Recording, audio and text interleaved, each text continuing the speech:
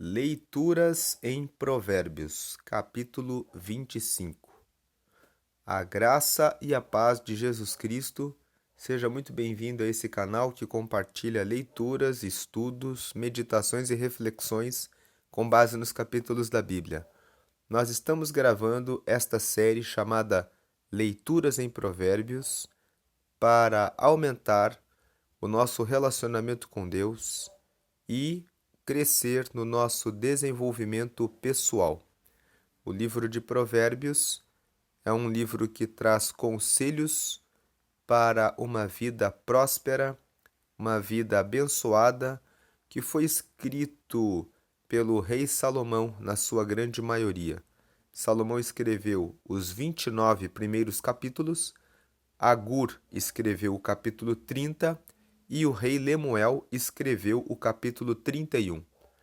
E vamos, portanto, meditar aqui em Provérbios 25. São também estes provérbios de Salomão, os quais transcreveram os homens de Ezequias, rei de Judá. Aqui nesse versículo 1, nós temos a informação de que os capítulos 25, 26, 27, 28 e 29, que são os próximos provérbios, foram encontrados na coleção dos escritos do rei Salomão. Então eles foram incluídos nessa coletânea de provérbios em um momento posterior. Nós sabemos que a Bíblia, ela foi escrita em vários pergaminhos. O livro, por exemplo, do profeta Jeremias, Deus dava os recados para que ele escrevesse. Ele escrevia em pequenos rolos e esses rolos foram depositados em vasos que ficavam no palácio, nos lugares onde ele estava, para anunciar a profecia do que aconteceria com o povo.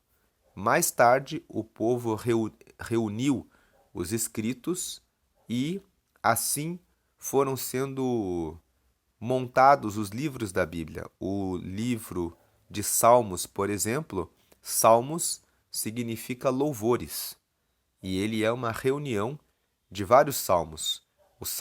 O famoso Salmo 23, que foi escrito pelo rei Davi, ele escreveu isso em algum lugar, em algum pedaço de pergaminho e carregava consigo esse pergaminho, encontraram esse pergaminho e foram reunindo.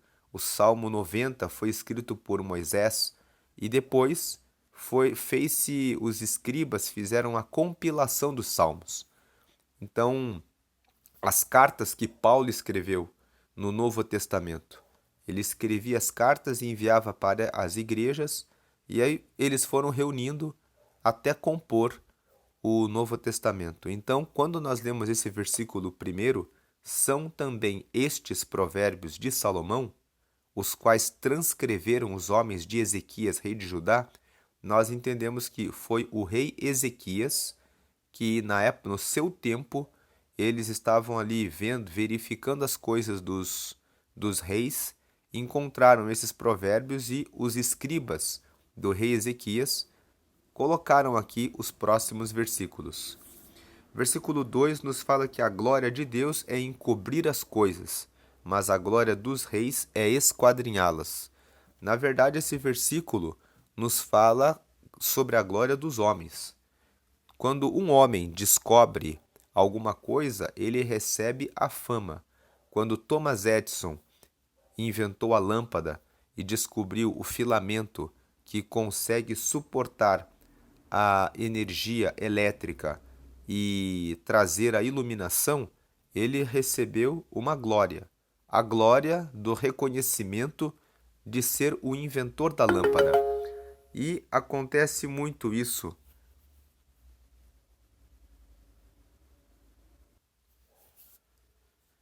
Desativei aqui uma notificação.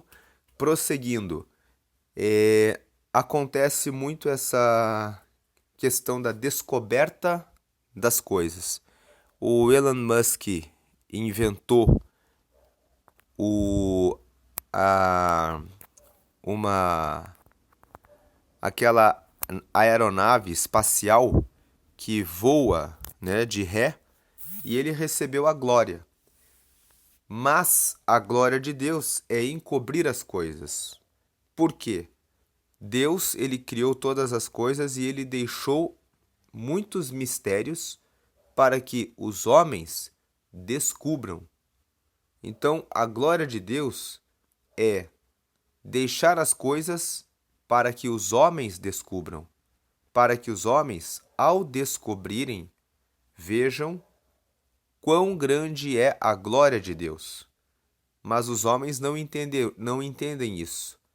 Quando alguns homens descobrem algumas coisas, eles recebem a glória terrena e eles passam a se apropriar da glória de Deus e passam a dizer: Deus não existe. Tanto não existe que nós é que estamos descobrindo, desvendando, com base na nossa ciência, estamos descobrindo o mundo. É isso que o homem faz.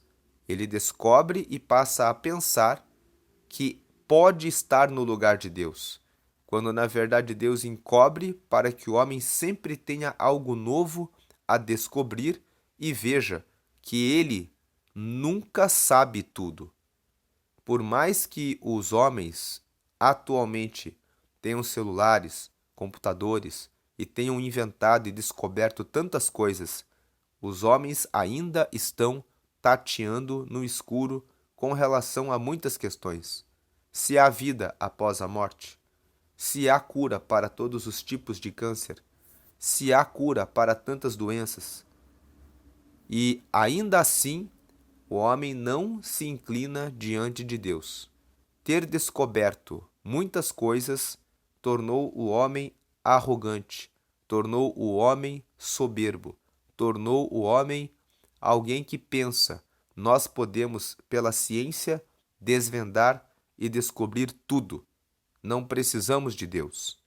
Mas Deus continua com a sua glória encoberta e ele revela a sua glória quando ele cura de maneira inexplicável para a medicina alguém de câncer, quando ele cura alguma pessoa ou opera uma graça ou um sinal extraordinário, inexplicável e que só ele pode explicar.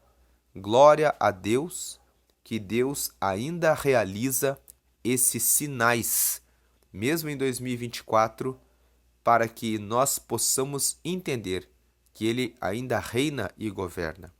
A pandemia que ocorreu em 2020 mostrou como o ser humano é fraco. Mas a glória do homem de ter descoberto uma vacina em 2021 já o levou novamente a pensar que tem o domínio e o controle sobre tudo.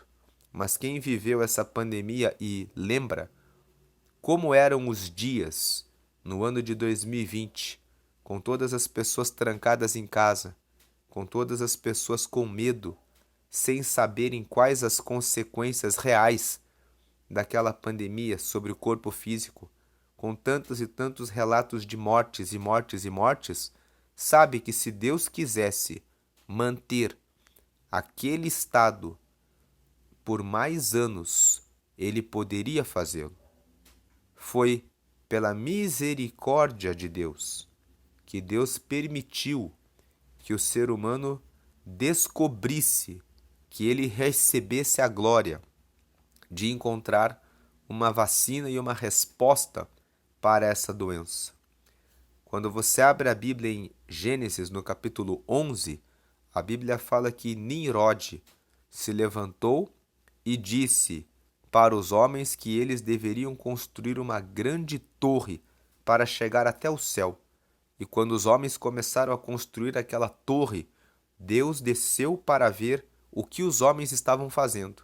E Deus viu e disse: agora que eles estão reunidos, trabalhando juntos, não haverá ninguém que possa impedi-los. Nós lemos isso em Gênesis 11. Existe um registro na Bíblia na palavra de Deus em que o próprio Deus diz que se os homens estiverem reunidos no mesmo propósito, eles poderiam, no começo da humanidade, erguer uma torre alta que tocasse no céu. E nesse momento Deus diz: confundirei as línguas entre eles, para que eles se espalhem sobre a terra e parem de fazer essa obra. Então Deus colocou uma confusão nas línguas, para que eles começassem a falar línguas diferentes. Então houve uma separação e cada grupo de pessoas foi para um canto. E com isso Deus impediu que eles, já naquele tempo, erguessem uma coluna que tocasse até o céu. Atualmente, em 2024, a maior obra que pode ser vista do lado de fora da Terra é a Muralha da China. A muralha foi construída e pode ser vista do lado de fora. Imaginem agora que até hoje não foi feita essa construção, a construção de uma torre alta para tocar até o céu. Mas Deus, logo no princípio, já disse que se os seres humanos estivessem reunidos no mesmo propósito, eles conseguiriam fazer isso. Tanto que Deus dividiu as línguas para que eles se separassem, para que não conseguissem cumprir esse propósito. Quando nós lemos esse texto de Gênesis 11, nós vemos qual o tamanho da glória que Deus derramou sobre os homens. Você que reclama e que está se sentindo impotente, depressivo, ansioso, preocupado, talvez enfraquecido, dizendo: eu não posso, eu não consigo, eu não tenho. Deus derramou a glória dele sobre você. Em Gênesis 1:26 está escrito que ele nos fez a imagem e semelhança dele. Se você é a imagem de Deus, Deus é poderoso. Deus é grande. Deus tem unção, autoridade, poder. Então você também recebeu uma parcela dessa imagem. E se você é a semelhança dele, Deus faz grandes obras. Então você também foi feito para fazer grandes obras. Jesus disse: aquele que crê em mim fará obras maiores do que aquelas que eu faço. Então Jesus já deixou a confirmação da palavra que Deus havia deixado já anteriormente no Antigo Testamento. Vocês são a minha imagem e semelhança. E Jesus diz: aquele que crê em mim fará obras maiores do que aquelas que eu faço. Não fique prostrado. Respire. Olhe para o alto. Salmo 121. Elevo os meus olhos para os montes. De onde me virá o socorro? O meu socorro vem do Senhor, que fez o céu e a terra. Ele fez o céu e a terra. E ele te fez a imagem e semelhança dele. E ele derramou uma parte da glória dele sobre a tua vida. Então, pare de reclamar, de murmurar e de estar prostrado. Levante-se, porque o Senhor está com você. Versículo 3. Como a altura dos céus e a profundeza da terra, assim o coração dos reis é insondável. Quando você está diante de uma pessoa que reina e que governa na sua vida, você não tem como descobrir o que se vai no coração daquela pessoa. E nós nem devemos gastar o nosso tempo tentando adivinhar o que vai na mente das outras pessoas. Nós devemos nos preocupar em cuidar da nossa vida.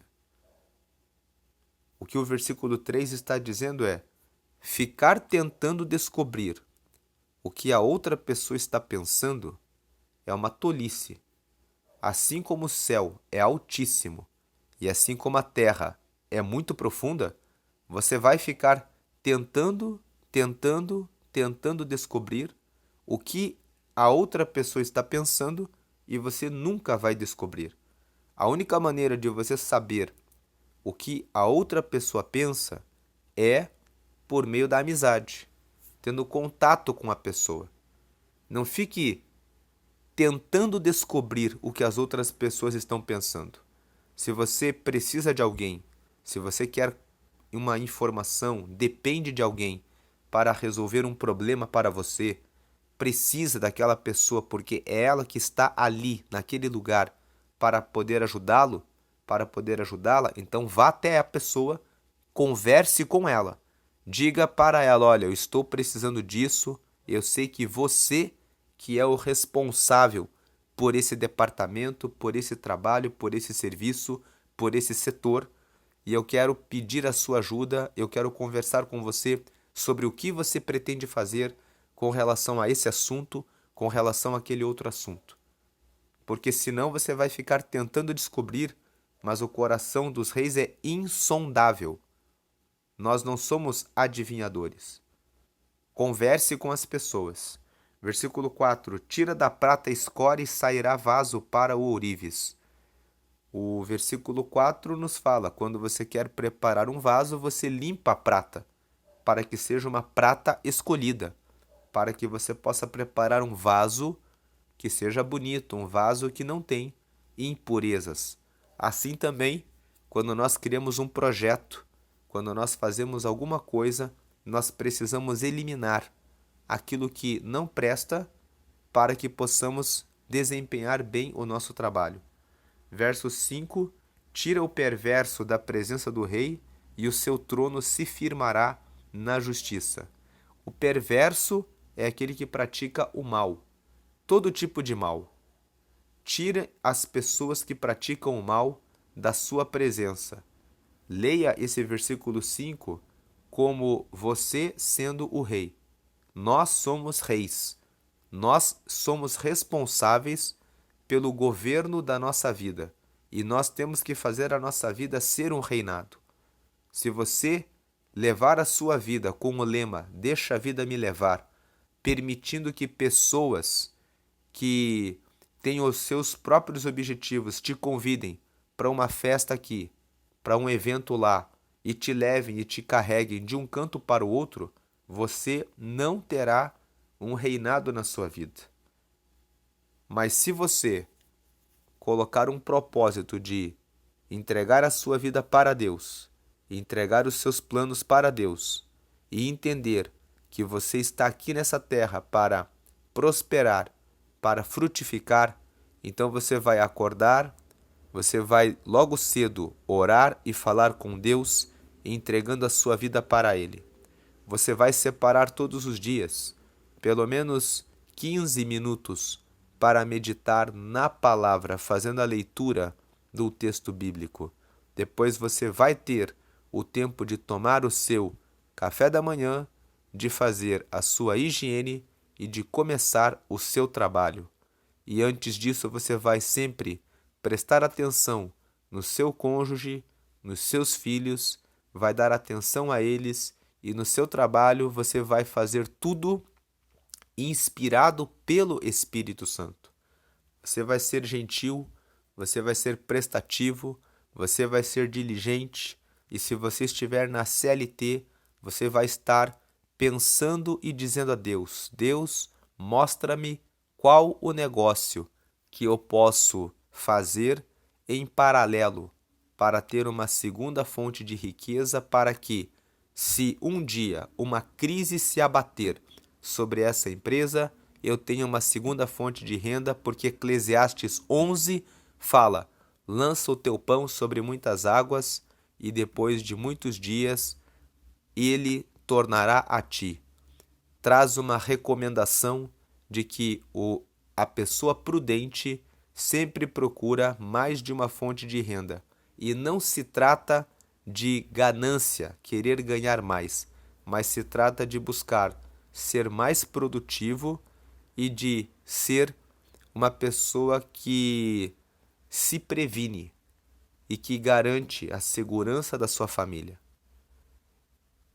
Quando você está diante da presença de Deus, você vai se preocupar em reservar um tempo para ler a palavra e orar junto com o seu cônjuge e vai separar um tempo específico para ensinar cada um dos seus filhos a conversarem com Deus, lembrando que cada filho tem uma personalidade diferente e que por isso você que é pai e você que é mãe precisa reservar um tempo específico seu com cada um dos filhos, porque esse momento individual com cada um dos seus filhos é um momento que eles recebem o seu amor integralmente e podem sentir que podem confiar em você que é pai e você que é mãe.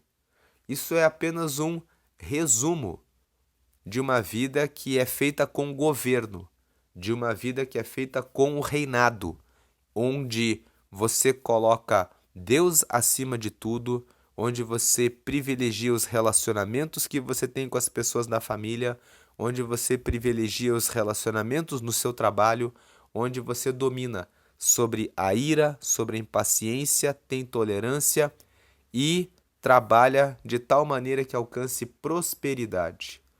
Para completar essa questão do reinado, a pessoa que governa a sua vida, ela também cuida da sua alimentação, se preserva para não ficar com sobrepeso, cuida dos exercícios para ter uma velhice onde tenha mobilidade e força na sua coluna, na sua estrutura óssea, para que não gere dependência em relação às outras pessoas e que procura sempre ler e estudar para que tenha sua mente ativa e tenha pleno juízo.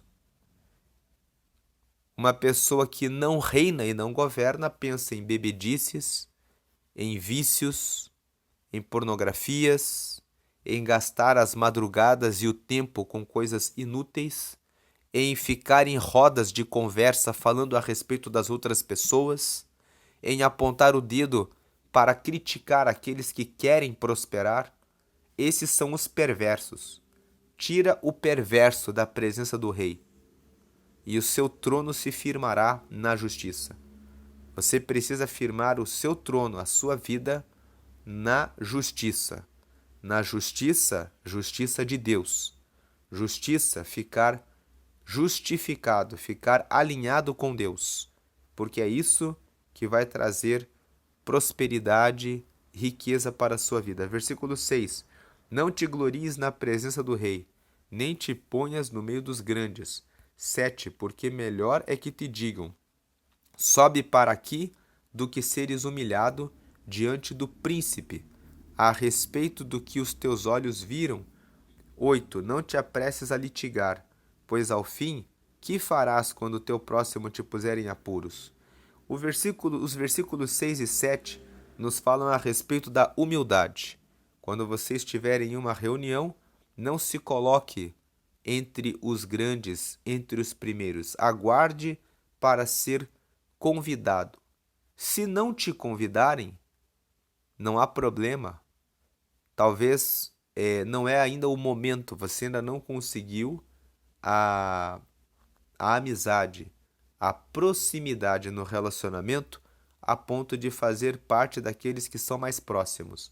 Mas você pode continuar participando desse trabalho que você está fazendo para obter o reconhecimento que talvez você esteja esperando no seu trabalho, no seu negócio, na sua empresa.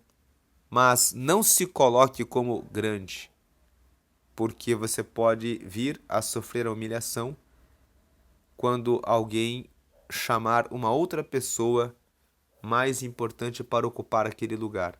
O versículo 8 e 9 fala sobre o 8, 9 e o 10, fala sobre a questão de disputas, de se envolver em problemas. Veja aqui, não te apresses a litigar, pois ao fim que farás quando o teu próximo te puser em apuros? 9. Pleiteia a tua causa diretamente com o teu próximo, e não descubras o segredo de outrem. 10, para que não te vitupere aquele que te ouvir, e não se te apegue à tua infâmia. O versículo 8 e 9 ensinam as pessoas a resolverem as suas contendas, os seus conflitos entre si. Nós vivemos num país, no Brasil aqui no caso, onde o número de causas judiciais é enorme. E pede-se na justiça questões muito básicas que poderiam ser resolvidas entre vizinhos. As pessoas poderiam resolver os seus problemas entre si. Paulo, inclusive, fez uma crítica para a igreja de Corinto. Lá no capítulo, em um dos capítulos de 1 Coríntios, Paulo, logo nos primeiros capítulos, ele fala que a igreja estava com um sério problema de disputas internas. As pessoas carregavam processos contra os outros na justiça. E Paulo questiona: não existe entre vocês um sábio que possa decidir as causas entre vocês? Vocês precisam acionar os próprios irmãos na justiça para que os infiéis, aqueles que não são cristãos, julguem entre vocês. Paulo estava ali dizendo: vocês são servos de Deus. Vocês têm a sabedoria, o Espírito Santo, a comunhão, deveriam resolver os problemas entre vocês e vocês estão levando isso aos tribunais.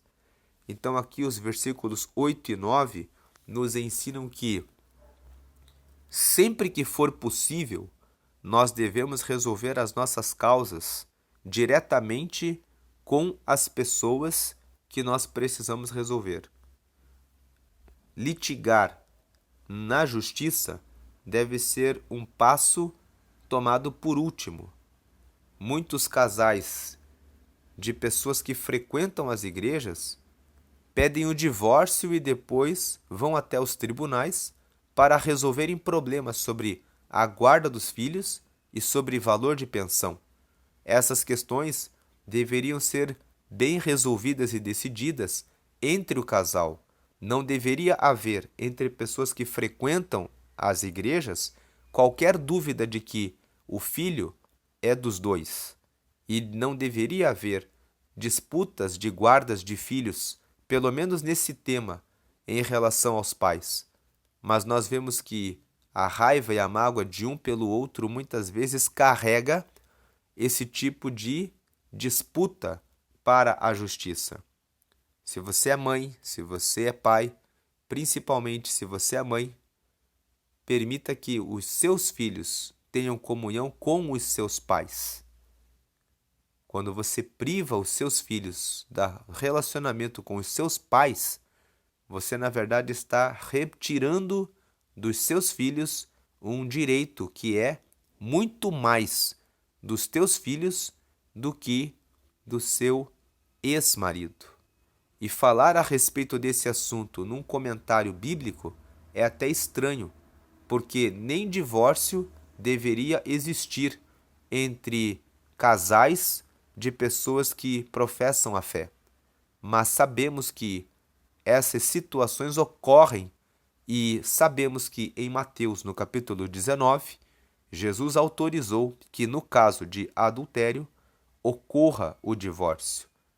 Não seria adequado exigir que uma pessoa que foi traído e que foi traída mantivesse a confiança no cônjuge que traiu.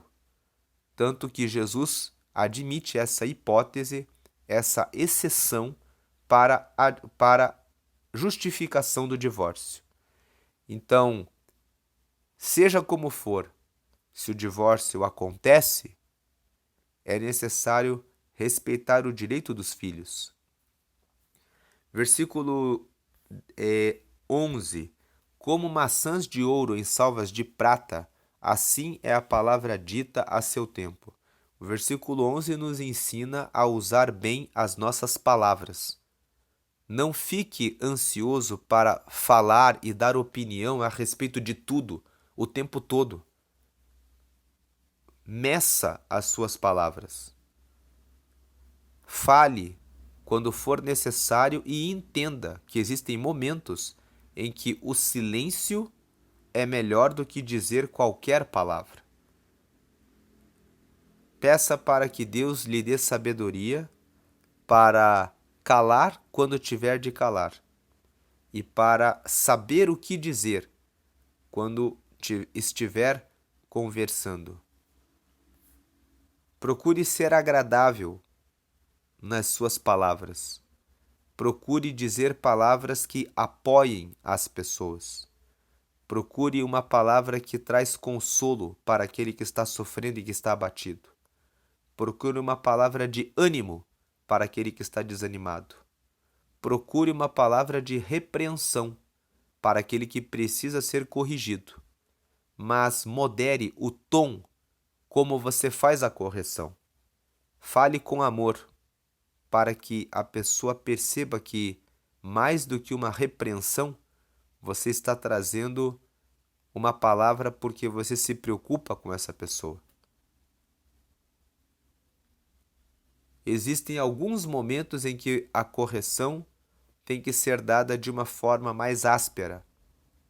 Peça para que Deus dê sabedoria, para que você use a aspereza no tempo certo e na medida certa, para que você não extrapole o limite na palavra e acabe não sendo ouvido. Quando nós exageramos na repreensão, a repreensão acaba se tornando uma afronta.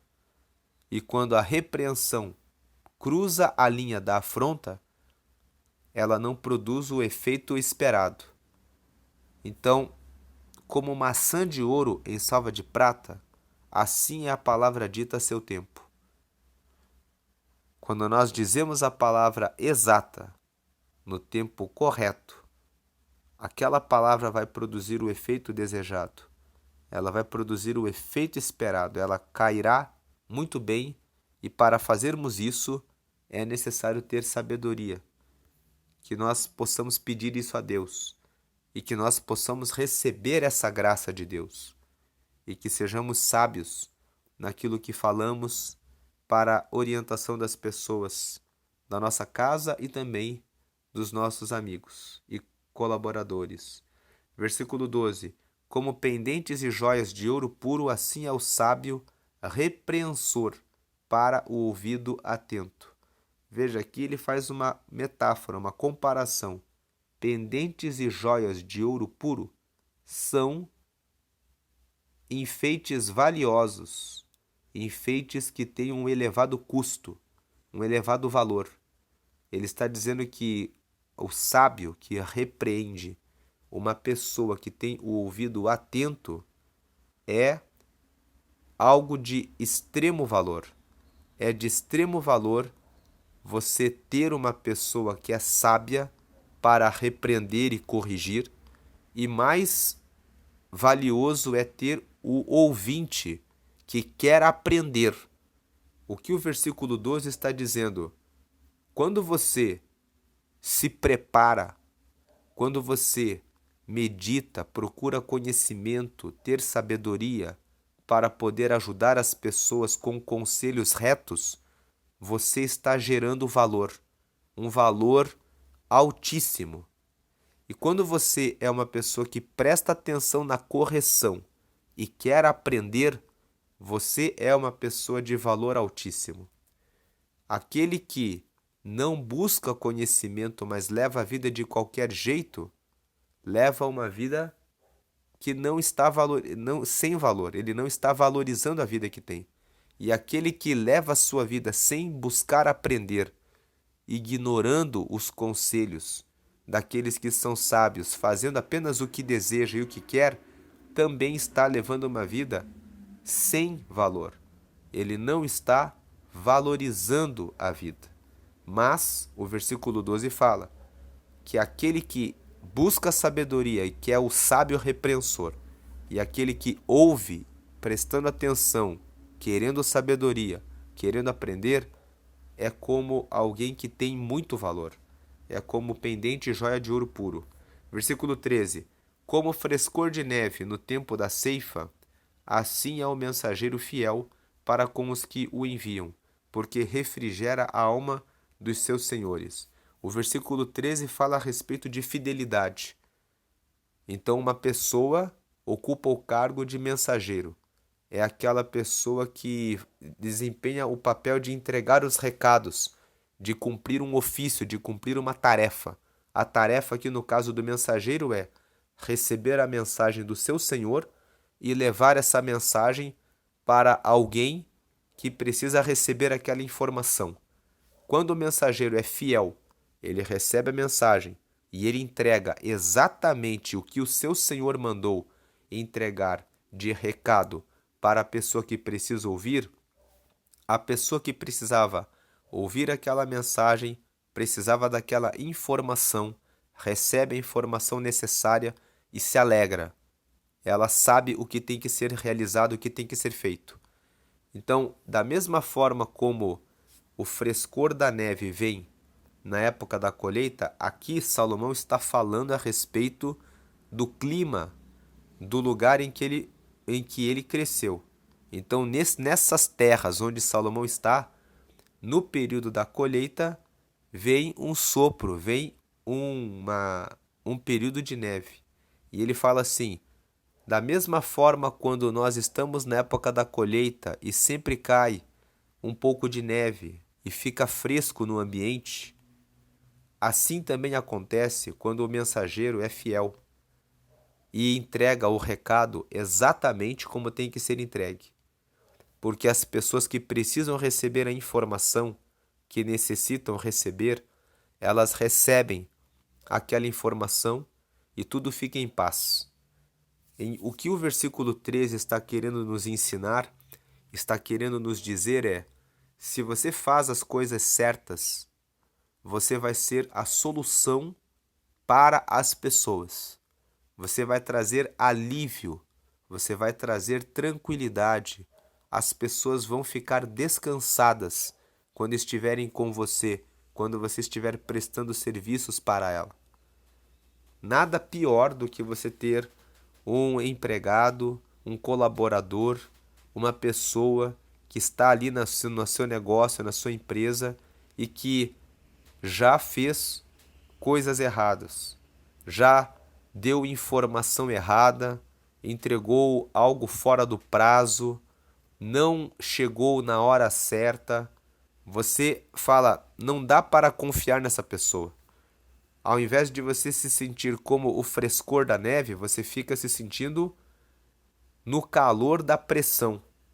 Você fica preocupado. Você não sabe se pode confiar ou não naquela pessoa. Então o versículo 13 está dizendo: se você é um mensageiro fiel, você vai trazer paz e alívio para as pessoas. Você vai trazer refrigério, porque você sabe que as pessoas podem confiar em você. Versículo 14: como nuvens e ventos que não trazem chuva, assim é o homem que se gaba de dádivas que não fez. Nós sabemos que, imagine uma nuvem que passa, um vento que não traz chuva. É algo ineficiente, sem resultado. Então, o homem que se gaba de dádivas que não fez, de coisas que não tem, é comparado aqui a uma nuvem que vem e passa e não traz chuva. Versículo o que o versículo 14 quer nos ensinar é: não seja uma pessoa ineficiente. Não abra a boca para contar vantagem de coisas que você não faz. Seja um fazedor, seja um executor. O versículo 14 nos revela a importância do poder da ação. Muitas pessoas têm muitas ideias, vivem no mundo das nuvens, ficam o tempo todo dizendo: ah, eu poderia fazer isso, eu poderia fazer aquilo, e não fazem nada. Quem vive com a cabeça nas nuvens e não mata as ideias para pô-las em prática, vai viver a vida inteira sonhando no mundo das nuvens. Mais do que ficar sonhando, é importante que você coloque em prática os planos e as ações. seja um executor, seja alguém que age. Mais importante do que falar, pensar, sempre que ocorre a virada do ano, as pessoas criam seus projetos, mas os projetos ficam só na nuvem, ficam só em vento, não se transformam em nada. Por quê? Porque as pessoas se esquecem que o mais importante é agir, o mais importante é fazer. Disse que vai mudar a alimentação? Comece e seja constante. Disse que vai começar a praticar atividade física? Comece e nunca mais pare. Faça as coisas. É fazendo que você alcança a mudança na sua vida. Versículo 15. A longanimidade persuade o príncipe, e a língua branda esmaga ossos. Longanimidade é uma palavra que é formada por duas palavras, longo e ânimo. Então a longanimidade é longo ânimo. Longanimidade é a qualidade de quem tem longo ânimo. Longo ânimo significa paciência. A pessoa não se abate tão facilmente. Ela tem ânimo para resistir, para suportar o tempo que for necessário, mas ela persiste, ela continua. Então, a longanimidade persuade o príncipe. Quando você quer convencer alguém para que ajude você ou para que faça alguma coisa que você precisa, se você tiver longanimidade, ou seja, paciência para ficar ali insistindo com a pessoa, você vai convencê-la. Por isso que o texto diz: a longanimidade persuade o príncipe. Quando você tem paciência, você convence o príncipe, convence a outra pessoa. E a língua branda esmaga ossos. A língua branda esmaga ossos significa quando você fala de maneira tranquila aquilo que você precisa falar para corrigir alguém que está endurecido, que está embrutecido, você consegue fazer que aquela pessoa mude o seu comportamento. Esse versículo fala, em resumo, que nós precisamos ter paciência e que nós precisamos ter sabedoria em como nós falamos com as pessoas que estão no nosso convívio. Muitas pessoas falam de maneira ríspida com o seu cônjuge, com os seus filhos e acabam tendo discussões dentro da sua casa por falta de sabedoria. Veja que o versículo 15 fala que existe um segredo. A língua branda, ela esmaga até ossos. Em outras palavras, por mais que a pessoa esteja com o coração duro, por mais que a pessoa seja teimosa, por mais que a pessoa seja rude, quando você tem a língua branda, quando você sabe qual o tom para falar e o momento de falar, você consegue convencer a pessoa que se arrependa daquela dureza do seu coração. O que o versículo 15 está ensinando é: peça a Deus para que você tenha essa sabedoria. Qual o momento certo de falar a respeito daquele assunto difícil que você deseja falar e que você precisa falar? Quais as palavras que precisam ser lançadas para que exista mudança na vida daquela pessoa? Se você souber administrar as palavras corretas e tiver a língua branda, você esmaga o ego, por maior que seja da pessoa. Você consegue convencer a pessoa a se arrepender e a reconhecer o seu erro quando você encontra a palavra exata para ser falada e o momento certo. Claro que se a pessoa colocar no coração a teimosia, você vai ter um trabalho um pouco maior. Mas se você, como o próprio versículo 15 diz, a língua branda, a sabedoria, ela rompe, ela quebra, ela destrói qualquer resistência. Por mais que a pessoa queira carregar a sua teimosia, a sua insistência em ficar com o coração endurecido, em ficar como se fosse um osso, Aquele que tem a língua branda, que tem a sabedoria, conseguirá encontrar uma via para derrubar, para esmagar aquela dureza do coração. Versículo 16: Achaste mel? Come apenas o que te basta, para que não te fartes dele e venhas a vomitá-lo. Versículo 16 nos fala a respeito de temperança, fala a respeito de domínio próprio, fala a respeito de não ser consumista, não ser glutão, não ser beberrão, não ser desequilibrado. Fala sobre equilíbrio. Versículo fala sobre moderação. Versículo 17. Não sejas frequente na casa do teu próximo, para que não se enfade de ti e te aborreça. Versículo 17 também fala a respeito de moderação. Seja moderado em relação a ficar na casa dos seus vizinhos. Versículo 18. Maçã, espada e flecha aguda é o homem que levanta falso testemunho contra o seu próximo.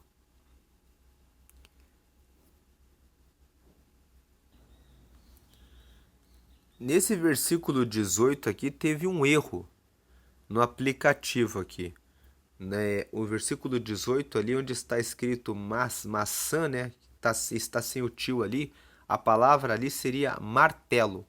É martelo, espada e flecha aguda, é o homem que levanta falso testemunho contra o seu próximo. Então aquele que mente a respeito do próximo é como se fosse um martelo contra ele. É como se fosse uma espada contra ele. É como se fosse uma flecha bem afiada, aguda contra outra pessoa. O que o versículo 18 está nos ensinando é que se você encontra uma pessoa que lança falso testemunho contra a sua vida, você deve cortar a amizade, deve manter distância desse tipo de pessoa. Porque a pessoa que faz isso uma vez com você já mostrou que não gosta de você e vai sempre tentar te caluniar, te difamar, te derrubar. Quantas vezes a pessoa trabalha em uma empresa ou faz parte de uma igreja e dentro da própria igreja existem alguns falsos irmãos que aparecem no caminho e que vivem o tempo todo difamando, prestando atenção naquilo que você usa, qual hora você chega na reunião, qual hora que você sai do culto e ficam prestando atenção para falarem mal a seu respeito. Tem pessoas que são assim e essas pessoas existem também dentro das igrejas. Então, se você encontra uma pessoa assim, ela vai ser um martelo contra você, vai ser a espada contra você, vai ser a flecha aguda contra você. E se você tem sido essa pessoa, a recomendação é: pare de fazer isso. Deus não nos chamou para prejudicarmos o nosso próximo. Não fique com inveja do próximo. O que você ganha carregando mágoa e inveja do outro? Deus chamou você para você ser filho, filho amado, filha amada. Ele tem as mesmas bênçãos que essa pessoa que você persegue recebeu para você. Tem pessoas que ficam reclamando, dizendo: eu não posso, eu não consigo, Deus não me ouve. E perseguem as pessoas que estão recebendo as bênçãos de Deus. Não faça isso. Vá você atrás das bênçãos de Deus, porque Deus tem respostas e bênçãos para todos. Você não precisa ser martelo, espada e flecha aguda contra o seu irmão. Não precisa fazer isso contra o próximo. Não precisa buscar a derrota, a destruição, o mal do teu próximo. Versículo 19. Como dente quebrado e pé sem firmeza, assim é a confiança no desleal, no tempo da angústia. Imagine aqui a comparação. Dente quebrado, pé sem firmeza. É assim que a vida, é assim que é a confiança na pessoa que é desleal, no tempo da angústia. Você passa por um problema, você precisa confiar naquela pessoa e aquela pessoa é desleal. Ela não honra o compromisso, ela não está com o coração junto com você. Você vai ficar como o dente quebrado, como o pé sem firmeza, ou seja, vai ficar sem o apoio que você precisa. O versículo 19 nos fala sobre quem são as pessoas que nós devemos confiar. Você tem prestado atenção em quem são os seus amigos? Você tem se aliado a pessoas desleais? Ou você tem andado com pessoas com quem você pode contar? Que você sabe que na hora da angústia vão estar ali com você. O versículo 19 é uma recomendação para como escolher os seus amigos. Pessoas que são desleais, que são infiéis, que são desonestas, são pessoas que nós devemos manter distância. São pessoas que não têm princípios que vão trazer firmeza para uma vida próspera, para uma vida abundante. São pessoas em quem nós não podemos confiar. Versículo 20. Como quem se despe num dia de frio e como vinagre sobre feridas, assim é o que entoa canções junto ao coração aflito. O versículo 20 nos fala que tudo tem o seu tempo apropriado, que nós não devemos ser tolos de querer cantar um hino para quem está em depressão. Tem pessoas que não entendem isso. Uma pessoa está em depressão e ela fala assim, agora eu estou aqui depressiva. A pessoa fala, o que você precisa é participar de uma festa. Tem pessoas do mundo que fazem isso. Quando uma pessoa se encontra em depressão, elas falam, o que você precisa é de muita festa, muita bebida. Então vamos sair e vamos festar. E a pessoa vai para aquele ambiente de festa, estando em depressão, e ali a pessoa, ao invés de melhorar, a pessoa fica ainda pior. O que o versículo 20 está dizendo é, imagine uma pessoa tirar a roupa num dia de frio. No dia de frio, o que ela mais precisa é de agasalho, é de roupa. Imagine uma pessoa colocar vinagre na ferida. A pessoa precisa de um curativo, mas você joga vinagre e aquela ferida vai arder ainda mais. Assim é aquele que quer cantar para aquele que está aflito. A pessoa está triste porque alguma coisa deu errado. E você está querendo fazer a pessoa festejar e ficar alegre. Forçar a pessoa que está triste a lembrar que existem situações de alegria só vai carregar na pessoa mais tristeza. Então, seja uma pessoa tempestiva, ou seja, que coloca as coisas que são para aquele tempo no devido tempo. Se a pessoa está com tristeza e depressão, é o tempo de ser ouvida, é o tempo de dar o abraço, é o tempo de emprestar o ouvido, é o tempo de dar atenção, é o tempo de atender a pessoa naquilo que ela precisa. Se ela depende de uma provisão, de roupas, é o tempo de dar roupas a elas, é o tempo de dar alimento para elas, é o tempo de ajudar o coração aflito naquilo que ele precisa. Versículo 21. Se o que te aborrece tiver fome, dá-lhe pão para comer, se tiver sede, dá-lhe água para beber. 22. Porque assim amontoarás brasas vivas sobre a sua cabeça e o Senhor te retribuirá. O versículo 21 e 22 fala a respeito da vingança. Quando o seu inimigo estiver com fome ou quando ele estiver com sede, você deve dar a ele a comida e a bebida, porque quando você faz isso, você vai juntar brasas vivas sobre a sua cabeça. Juntar brasas vivas significa que aquele que é teu inimigo vai ficar chocado e vai ficar com a cabeça, o cérebro dele em chamas, pensando, eu fiz o mal para essa pessoa e essa pessoa mesmo assim me deu alimento e me deu água na hora da minha fome e na hora da minha sede. No momento em que você faz isso, o cérebro da pessoa explode e a pessoa fica realmente chocada e começa a se arrepender de ter desejado o teu mal e de ter perseguido você. Essa é o significado do texto, que amontoarás brasas vivas sobre a sua cabeça. Existem pessoas que dizem que esse amontoar brasas vivas significa que aquele que dá a comida e que dá a água para o inimigo, ele amontoa uma brasa viva sobre a própria cabeça, que faz com que Deus o abençoe.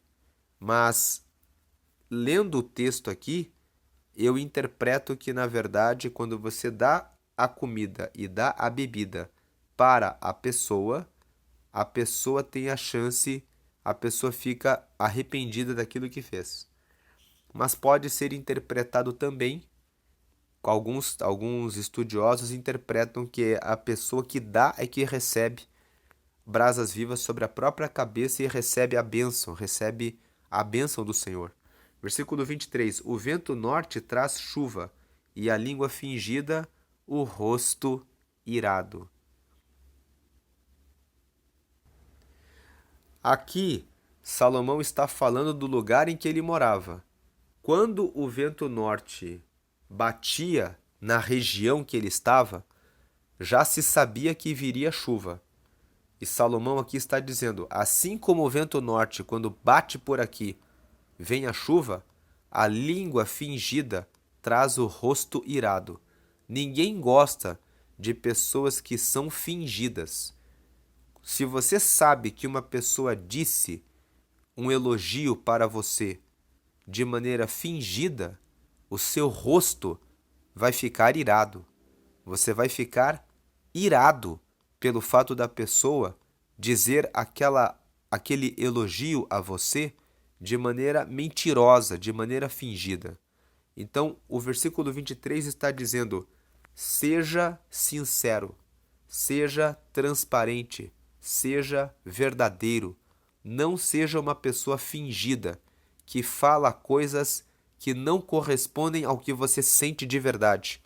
Fale, se você não pode falar algo de bom, cale-se, mas não se dê ao trabalho de ser o fingido, porque as pessoas percebem quando você está forçando a situação e está sendo fingido. E o máximo que você vai conseguir é que a pessoa fique com o rosto irado. A pessoa vai ficar irada com você. Melhor não dizer uma palavra do que dizer uma palavra fingida. Versículo 24. Melhor é morar no canto do eirado do que junto com a mulher rixosa na mesma casa. Versículo 24 está falando a respeito de não ser uma pessoa que perturba os outros. Uma pessoa rixosa é uma pessoa para quem nada nunca está bom. Sempre ela está reclamando, sempre ela está inquietando as pessoas à volta. Se você é uma pessoa assim, pare de ser assim. Pare de ser uma pessoa que traz problemas para tudo. Passe a ser a pessoa que traz respostas e soluções. Se você for uma pessoa rixosa, vai ser melhor ficar longe de você, porque a inquietação que você traz, trazendo problemas o tempo todo, é algo que retira a paz das pessoas. Versículo 25. Como água fria para o sedento, tais são as boas novas vindas de um país remoto. Se você está com sede e bebe água fria, você tem uma sensação de muito prazer. Assim também, quando você está esperando uma notícia que vem de um país distante e você recebe aquela boa notícia, você também sente muito prazer. O versículo 25 está dizendo falando como é bom quando nós recebemos boas notícias, como é bom sermos surpreendidos na vida quando estamos passando pela tribulação, como é bom receber a vitória quando nós estamos passando por uma batalha ao longo da vida. Versículo 26. Como fonte que foi turvada e manancial corrupto, assim é o justo que cede ao perverso. Imagine uma fonte de águas. Imagine agora que jogaram uma sujeira nessa fonte. E agora as águas que saem dessa fonte estão turvas, estão sujas. Imagine um manancial de águas. Imagine agora que foi jogado algo sujo nesse manancial. E agora esse manancial que tinha água pura para beber, agora não pode mais ser consumida aquela água. Assim é o justo que cede ao perverso. Assim é aquele que faz a coisa certa e se entrega, aceita o conselho daquele que faz o mal. Toda a sua justiça, toda a sua boa fama, todo o seu bom nome, toda a sua reputação será manchada se você permitir ter amizade, relacionamento com alguém que pratica o mal. É mais um versículo que fala: tome cuidado com as pessoas que você traz para perto de você.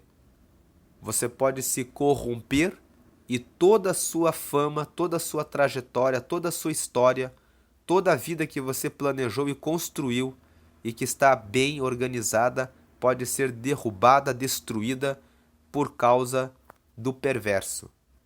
Lembre-se que o perverso, que ele fica todos os dias trazendo conselhos pequenos para derrubá-lo do seu propósito. E se você fica escutando todos os dias alguém que é corrompido perto de você, chega um momento em que a sua firmeza, a sua segurança acabam se corrompendo. Não deixe nem de perto pessoas que são perversas e corrompidas no seu círculo de amigos. Ande longe. O Salmo 1 nos diz que bem-aventurado é o varão que não anda no conselho dos ímpios, não se detém no caminho dos pecadores e nem se assenta na roda dos escarnecedores. Nós não temos tempo de sentar um segundo para conversar com aqueles que não têm relacionamento com Deus e que não querem relacionamento firme com Deus. Porque qualquer palavra, por mínima que seja perversa, que seja corrompida, pode nos tirar do propósito certo. Nós precisamos ficar 100% concentrados com pessoas que têm um reto comprometimento com Deus, para que não venhamos a ter nenhuma influência maligna para nos tirar do propósito e do caminho certo. Versículo 27. Comer muito mel não é bom, assim procurar a própria honra não é honra. O versículo 27 está falando sobre honra. Honra é algo que as pessoas reconhecem em você. Não é algo que você faz e diz, eu sou o honrado. Não há como se ter honra a partir de si mesmo. O que você pode fazer é o melhor trabalho e a honra virá das pessoas sobre você.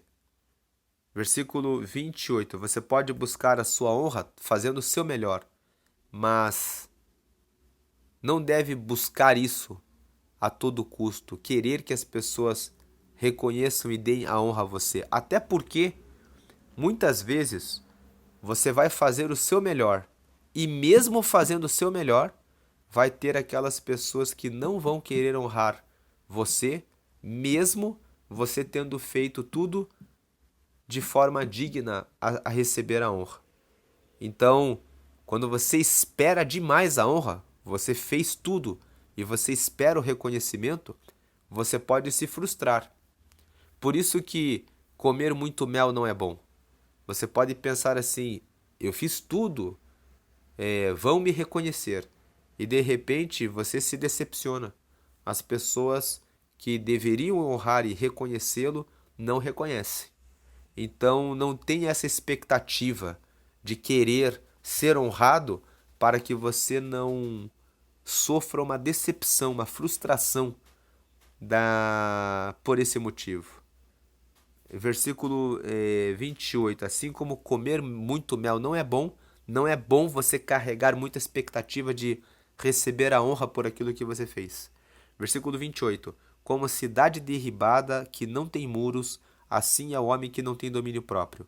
Versículo 28 nos fala sobre a importância de você ter o governo sobre os seus sentimentos. O versículo 28, na verdade, fala sobre inteligência emocional. Você precisa ter domínio sobre as suas emoções, sobre os seus sentimentos. Você precisa ser uma pessoa que governa sobre a ira, sobre a impaciência em relação à luxúria. Tem pessoas que não dominam sobre a luxúria. Elas olham para uma mulher e elas ficam carregadas de lascívia, não têm domínio próprio em relação à sua vontade, com relação à sua sexualidade. Tem pessoas que não têm equilíbrio nesse aspecto e são entregues para a promiscuidade. Tem pessoas que não têm domínio próprio em relação ao que falam. Tem pessoas que não têm domínio próprio em relação a consumo. Vivem com o cartão de crédito com juros cheias e carregadas de dívidas, porque elas não têm domínio próprio.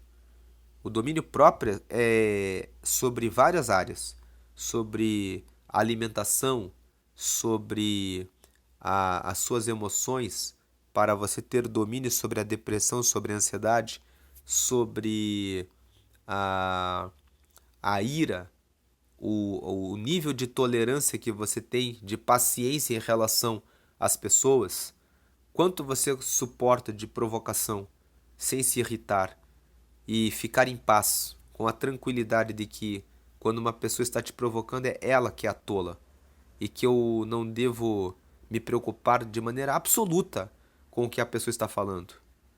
Domínio próprio em relação ao trânsito. Tem pessoas que são tolas, algumas já perderam a vida no trânsito por falta de domínio próprio. Você nunca sabe se a outra pessoa não está armada esperando alguém procurá-la para que ele possa descarregar a arma em você só para ele se aliviar de um problema pessoal que ele tem.